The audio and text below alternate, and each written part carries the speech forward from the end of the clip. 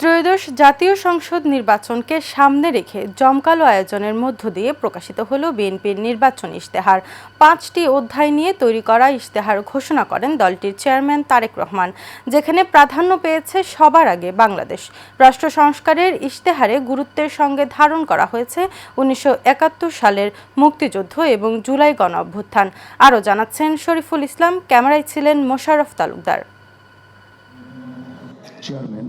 কল্যাণমুখী সমৃদ্ধ বাংলাদেশ গড়ার প্রতিশ্রুতিতে family card ও কৃষক কার্ড সহ ৯টি বিষয়ে অগ্রাধিকার দিয়ে রাজধানীর প্যান প্যাসিফিক সোনারগাঁও হোটেলের বলরুমের বিএনপির ৫১ দফা নির্বাচনী ইশতেহার ঘোষণা করেন দলটির চেয়ারম্যান তারেক রহমান। নির্বাচনে জয়ী হলে দলটির লক্ষ্য, উদ্দেশ্য ও অঙ্গীকার সহ বিভিন্ন পদক্ষেপের কথাও তুলে ধরেন তিনি।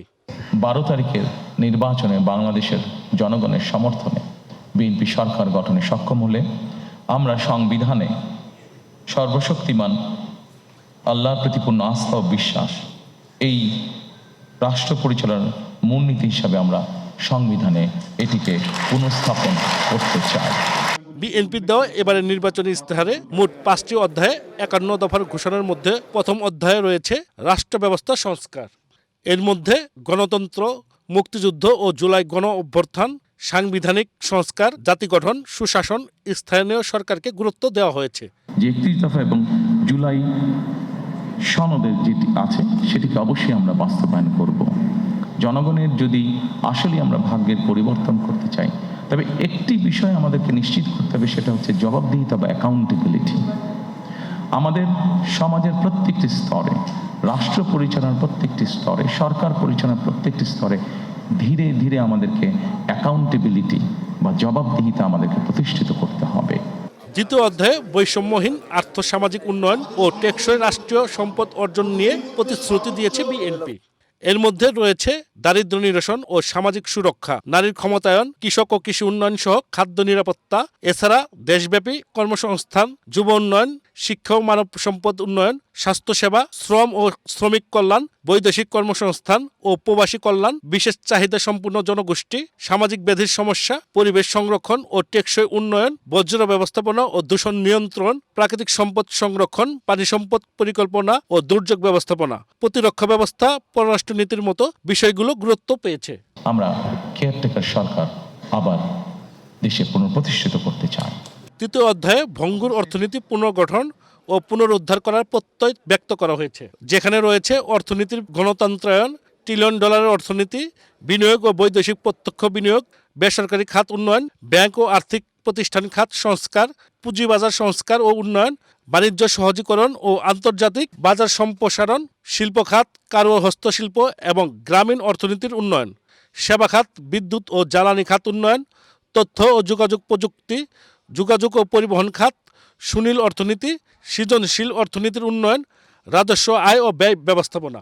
সকল শ্রেণী পেশা, শুধু রাজনীতিবিদ নয়, রাজনীতিবিদদের বাইরেও যে সকল ব্যক্তি আছেন যারা কন্ট্রিবিউট করতে পারেন, সকলের মতামতের ভিত্তিতে, সকলের পরামর্শের ভিত্তিতে আমরা ধীরে ধীরে দেশকে সামনের দিকে পুনর্গঠন করতে চাই। চতুর্থ অধ্যায়ে অঞ্চল ভিত্তিক সুষম উন্নয়নকে গুরুত্ব দিয়ে সাজানো হয়েছে। এর মধ্যে রয়েছে চট্টগ্রামকে বাণিজ্যিক রাজধানী প্রতিষ্ঠা, উত্তরাঞ্চলের উন্নয়ন, হাওর বাওর অঞ্চলের উন্নয়ন, উপকূলীয় অঞ্চলের উন্নয়ন, নগরায়ন ও আবাসন খাত, নিরাপদ ও টেকসই ঢাকা বিনির্মাণ এবং পর্যটন খাত। আমাদের মূল লক্ষ্যই হচ্ছে যত বেশি সংখ্যক কর্মসংস্থান তৈরি করা, যত বেশি সংখ্যক দেশি এবং বিদেশি বিনিয়োগকারী যারা আছেন তাদেরকে উৎসাহিত করা, প্রতিষ্ঠান তৈরি করা, বিনিয়োগ করা, বিনিয়োগের মধ্যে শিল্প এবং শিল্প প্রতিষ্ঠান তৈরি করা, যাতে করে বেশি সংখ্যক মানুষ কর্মসংস্থানের সুযোগ পায়। কারণ বিনিয়োগ করলে নিজ দেশ নিজে থেকেই রাজস্ব আয় বাড়বে।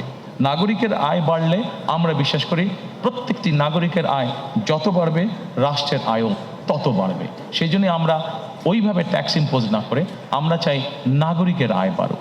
নাগরিকের আয় বাড়ানোর জন্য যা যা করা প্রয়োজন আমরা সেটি করতে চাই।